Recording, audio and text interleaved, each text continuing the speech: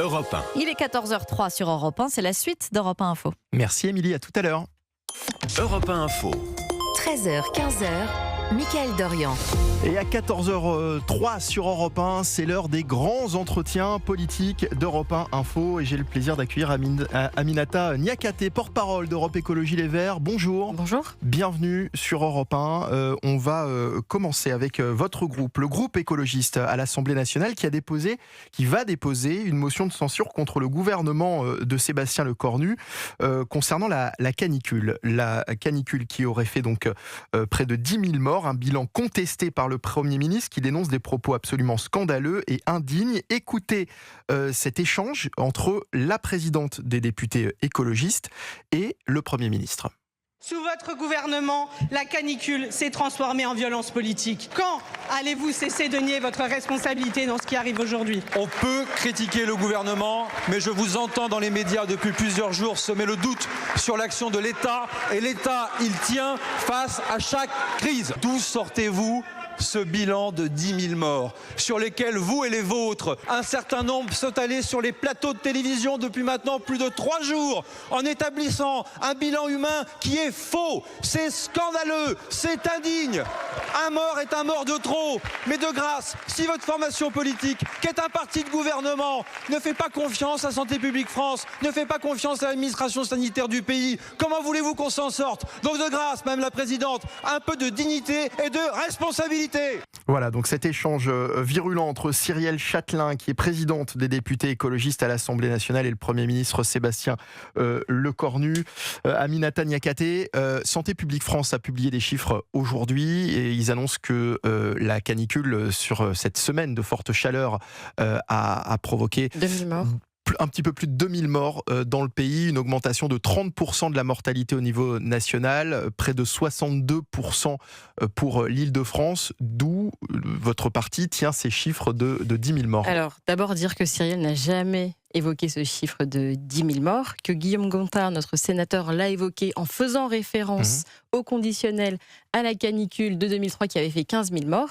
Et puis, il y a aussi le président de la PHP qui projette un niveau de 5 700 morts. Et en réalité, c'est d'ailleurs le Premier ministre qui le disait, un mort, c'est déjà un mort de trop. Un mort, c'est un drame pour une famille. Et 2000 morts, c'est colossal. C'est plusieurs attentats, 2000 morts. Et donc, je pense que le Premier ministre fait diversion, en fait, en renvoyant la polémique sur ces chiffres, alors que le groupe parlementaire écologiste et social souhaite mettre la focale sur ce que pourrait faire le gouvernement. Et cette motion de censure, elle a vocation à mettre la pression sur le gouvernement, à faire parler du sujet, puisque tout le monde en parle maintenant depuis quelques jours, alors que même que c'est la canicule. Et donc voilà, fustiger l'action du gouvernement qui n'a eu de cesse de raboter les financements en faveur de l'écologie, en faveur de la transition écologique, en faveur de l'adaptation. Vous rappelez le rabotage du fonds vert qui sert à isoler les écoles, qui est passé en 2 ans de 2,4 milliards à un peu plus de 800 millions d'euros. C'est vraiment un non-sens et incompréhensible. De nombreuses écoles ont été fermées et ça y participe. De nombreuses écoles étaient fermées à cause de la canicule. Et puis il y a aussi MaPrimeRénov' qui s'est vu raboter d'année en année et qui permet d'isoler des logements. La climatisation n'est pas un problème ? La climatisation, il y a pas mal de fake news sur ce que pensent les écologistes. Il suffit de lire ce qu'on écrit sur notre site internet, dans nos programmes. La climatisation, on n'est pas opposé à ce qu'elle soit utilisée dans des situations d'urgence pour les personnes en situation de précarité, dans les écoles, dans les EHPAD, dans les hôpitaux, lorsque les personnes sont en situation de fragilité. Qu'est-ce que ça veut dire dans un hôpital, la climatisation pour des personnes qui sont dans une situation de fragilité, concrètement ? C'est-à-dire quand on construit un bâtiment, quand on construit un hôpital, au moment où on construit l'hôpital, comment est-ce qu'on décide si on climatise ou pas ? Nous, ce qu'on considère, c'est que systématiser la climatisation partout sur tout le territoire national, c'est aussi dangereux, ça peut aussi être catastrophique, puisque la climatisation, ça rejette... Oui, en fait, je ne suis pas opposée à ce que pour les personnes en fragilité pendant les épisodes de chaleur, il y ait des solutions d'appoint de climatisation. Et ensuite, qu'il y ait aussi quelques pièces climatisées, des pièces fraîcheur mises à disposition. Mais si tous les appartements et toutes les maisons de France étaient dotées de la climatisation, ça peut avoir un effet dévastateur puisque la climatisation, elle rejette la chaleur dans l'espace public. Elle rejette la chaleur dans l'espace public et l'espace public, elle le rendrait intenable. Aminata Niakate, lorsque dans un EHPAD, il y a ce que vous appelez justement des pièces fraîcheurs, des pièces climatisées, mais j'entendais il y a quelques jours sur Europe 1, une femme parler de sa maman qui était en EHPAD. Dans cet EHPAD, il y avait effectivement une pièce fraîcheur, mais les chambres de cet EHPAD n'étaient pas climatisées. Moi, ça ne me choque pas que dans les chambres d'un EHPAD, que dans une crèche, il y ait climatisation. Et que sa maman, en fait, ne pouvait pas se déplacer. Donc, ne pouvait pas, finalement, être déplacée dans cette salle fraîcheur. Et était donc contrainte de rester bloquée dans sa chambre.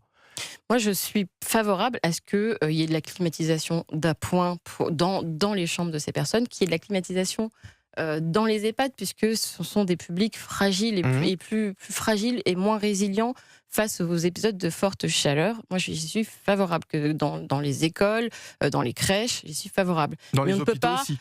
Dans les lieux où les personnes sont sensibles. À Nantes, un hôpital est en construction actuellement. Il doit sortir de terre en 2028. On a appris dernièrement que les chambres de cet hôpital ne seront pas climatisées. Ce sont des choix. Après, si les bâtiments sont conçus de manière écologique, de manière isolée, peut-être que ce nouvel équipement peut être résilient face aux épisodes de forte chaleur. Moi, ce que je dis, c'est que la climatisation, c'est un outil qui doit faire partie d'un arsenal de réponses pour s'adapter aux températures qui seront les nôtres demain, mais ça ne peut pas être l'alpha et l'oméga et la seule solution parce qu'elle a des effets délétères, la climatisation. Elle rejette énormément de chaleur dans l'espace public et donc c'est un cercle vicieux en fait. Et donc, comme le chauffage l'hiver aussi. Oui. Et puis en plus, on connaît une crise de l'énergie, c'est énergivore. C'est énergivore. Et ce n'est pas à la portée de tout le monde de s'offrir un climatiseur ou la climatisation dans sa maison ou dans son appartement. Donc, il faut des politiques publiques qui ciblent la France entière, qui adaptent l'habitat pour résister aux températures qui seront celles d'une planète qui, malheureusement, a une trajectoire, pour l'instant, à plus 4 degrés. Et il faut aussi travailler à l'atténuation. Il faut marcher sur nos deux jambes, l'atténuation et l'adaptation. Vous parliez du coût, justement. Hier, une célèbre enseigne de supermarché hard discount a déclenché des émeutes dans ses magasins en organisant une vente de climatiseurs et de ventilateurs à très bas prix. On a vu des gens se battre, se marcher dessus pour repartir avec leurs climatiseurs, des images absolument lamentables, qui disent beaucoup, bien sûr, de notre époque, mais qui disent aussi, qui témoignent aussi d'une forme de détresse face à cette situation qu'on sait gérer finalement, mais qu'on n'a pas géré. Qu'on n'a pas géré parce que moi je trouve ça affligeant et ça fait des années que le GIEC informe, que tous les spécialistes du climat annonce, alerte sur les températures qui nous attendent et qui arrivent plus vite que prévu. Les scientifiques ne s'attendaient pas à ce que ça arrive aussitôt. Et les étés qu'on vit maintenant, ils sont encore light par rapport à ce qui nous attend dans 10 ans, dans 20 ans, surtout si on ne change pas de trajectoire. Et moi, je regrette cette inaction climatique qui va nous coûter beaucoup plus cher. Une étude de l'ATEM disait que l'inaction climatique, ça coûte 10 fois plus cher que le fait d'investir dans la transition écologique, que d'investir dans l'adaptation. Et ces scènes de détresse, si on ne s'y prépare pas, elles vont avoir vocation à se répéter en réalité. Alors cette semaine, Manuel Bompard, le coordinateur national de la France Insoumise, a annoncé que son parti allait se joindre à votre motion de censure. Et la patronne de votre parti, Marine Tondelier, a estimé hier sur France 2 que les socialistes voteront également la motion de censure déposée donc par votre parti sur l'inaction climatique. Écoutons Marine Tondelier. J'imagine bien qu'ils la voteront. Des contacts que j'ai pu avoir, j'ai compris qu'ils la voteraient et je n'imagine pas qu'il en soit autrement. Idem pour les communistes d'ailleurs. Donc cette motion de censure pourrait faire l'unanimité à gauche. J'espère bien. C'est beau l'écologie, non ? Donc ça c'est une volonté que aujourd'hui toute la gauche se joigne à cette motion de censure. En tout cas, moi je comprendrais pas que ce ne soit pas le cas. C'est en conformité avec le programme commun qu'on a porté pour le NFP et puis 2 ans auparavant pour la NUPES. Ce serait incompréhensible que le Parti socialiste ne la vote pas. On va continuer de parler politique, on va parler de la prochaine élection présidentielle qui fait déjà polémique, qui a fait polémique cette semaine en ce qui concerne les dates de cette élection qui auront lieu donc le 18 avril pour le premier tour, le 2 mai pour le deuxième tour, des dates qui ont fait polémique puisque à droite et notamment Bruno Retailleau, on estime que ces dates pourraient favoriser la gauche. Alors, il se trouve qu'en plein milieu de ces dates et la veille du second tour, il y a le 1er mai. Absolument. Et donc, c'est une journée de mobilisation sociale extrêmement importante.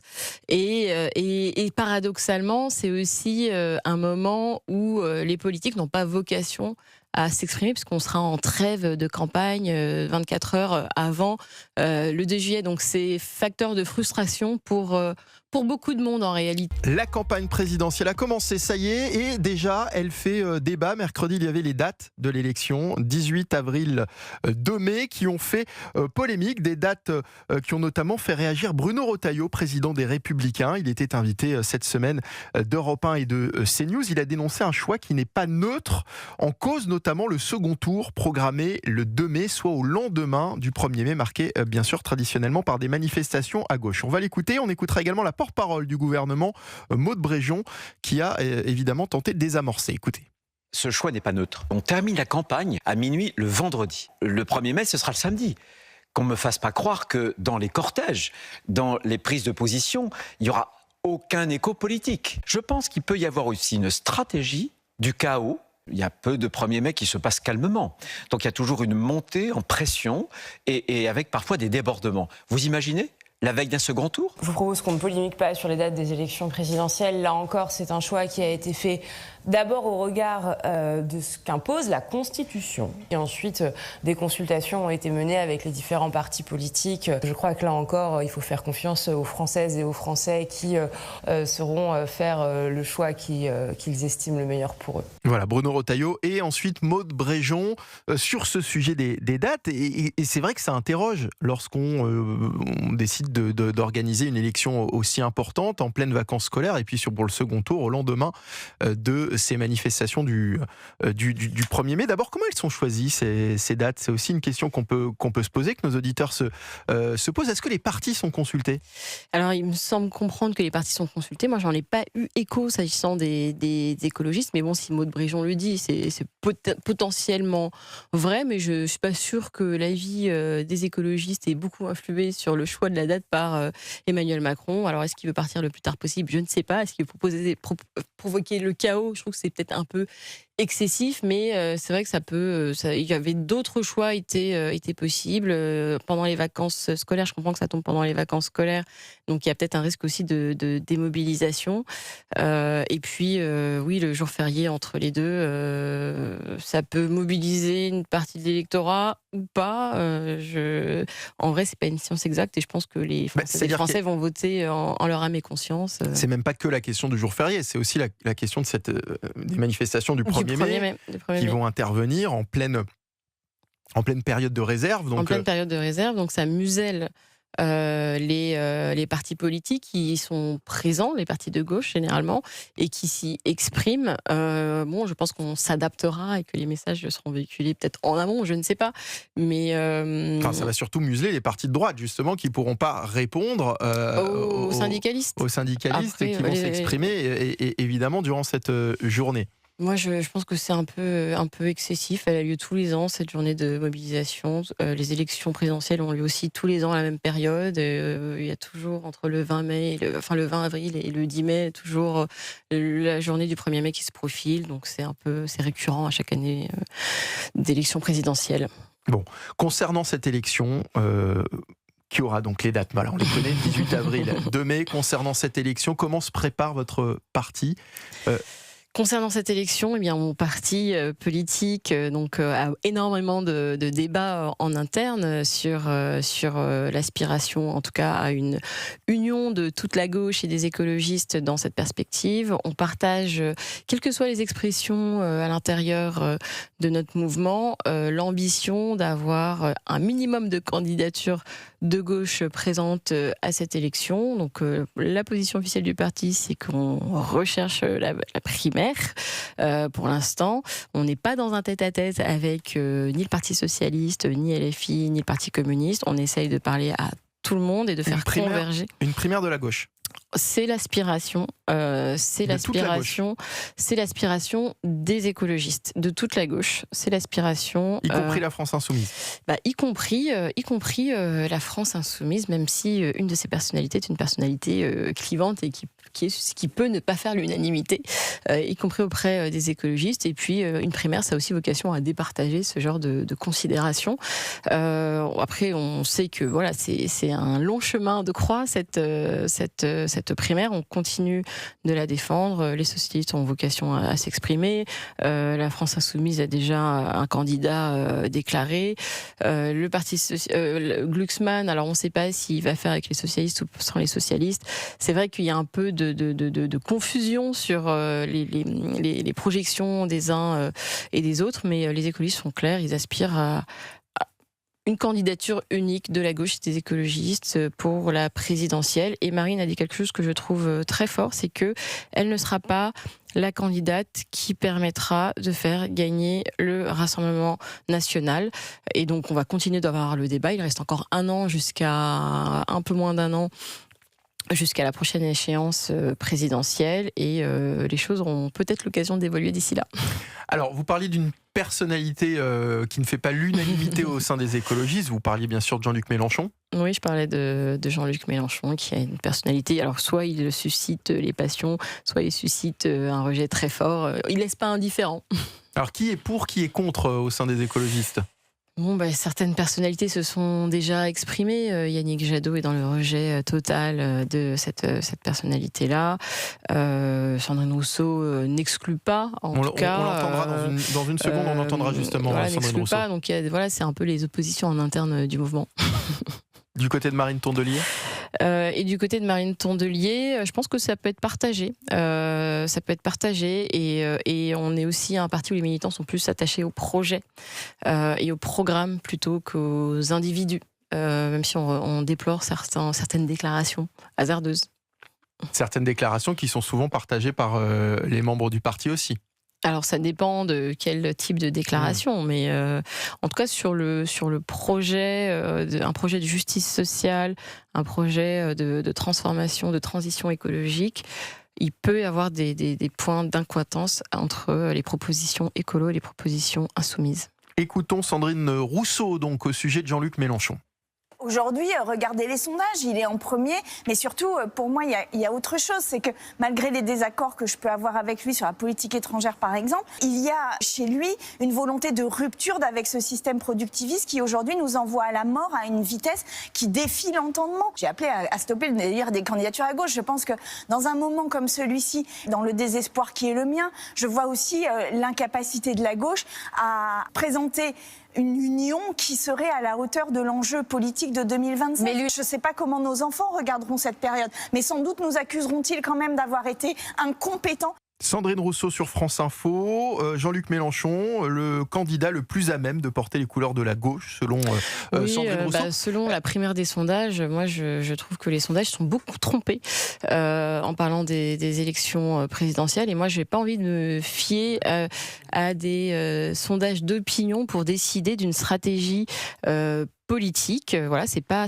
au sondage de décider de la stratégie politique des écologiques. Et je pense qu'on n'a pas vocation, dès à présent, à 11 mois de l'élection présidentielle, à se museler, à ne pas porter le programme des écologistes, de propositions écologistes, et à se dire on se met dans la roue de Mélenchon dès maintenant, en juillet 2026. C'est beaucoup trop tôt. Et je pense que c'est aussi un manque d'ambition sur ce que peut proposer une candidate écologiste. Est-ce que vous n'avez pas l'impression, finalement, de vous diriger tout droit vers l'absorption, finalement, c'est-à-dire l'absorption de votre parti par la France Insoumise ? On parlait tout à l'heure de cette motion de censure déposée par les écologistes sur la mauvaise gestion de la canicule par le gouvernement. On a l'impression aujourd'hui, lorsqu'on entend Emmanuel Bompard, que cette motion de censure, elle est reprise par la France Insoumise et que c'est un petit peu... Elle est soutenue.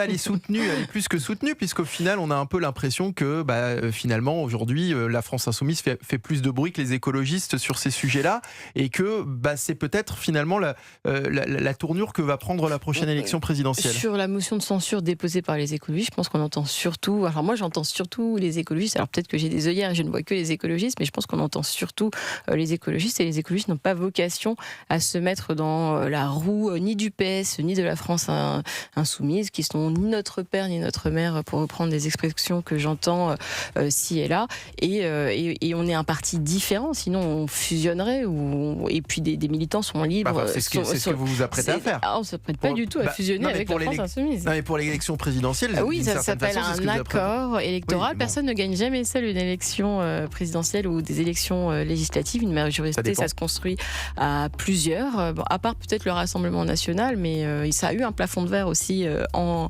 2024. Personne ne gagne jamais seul. Merci beaucoup, Aminata Niakaté. Et la suite des grands entretiens politiques d'Europe 1 Info, c'est dans quelques instants. Juste après le journal permanent sur Europe 1, vous recevrez Mickaël Dorian, Annie Genevard, ministre de l'Agriculture, de l'Agroalimentaire et de la Souveraineté Alimentaire. Il est 14h27, à tout de suite sur Europe 1. 13h, 15h, Europe 1 Info.